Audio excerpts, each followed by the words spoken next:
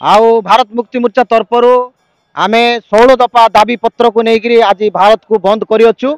आउ वर्तमान आमे मालकानगिरी जिले रे आउ रास्ता रोक करियछु। जानवाहन चलाचल दुकान बाजार ए समस्त को आमे बंद करी आज शांति शृंखला भाव बंद को आमे पालन करुअछु। भारत मुक्ति मोर्चा रो भारत बंद डाकरा रे सारा देश आज ए बंद डाकरा रे सामिल होई समस्ते सहयोग करी अछंती। विशेष आमे तीनिटा मुद्दा रखिछु।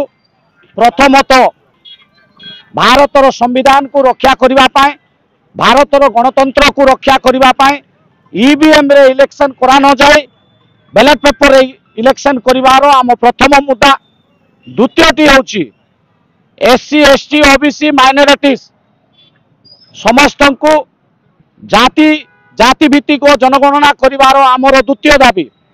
तृतीय दाबी एससी एसटी ओबीसी माइनॉरिटीज को राज्यव्यापी देशव्यापी जो समस्त निर्यातना दिया जाउची सेमानक प्रति जो अत्याचार करा जाउची आमर समस्तंकर दाबी से अत्याचार बंद करा जाओ।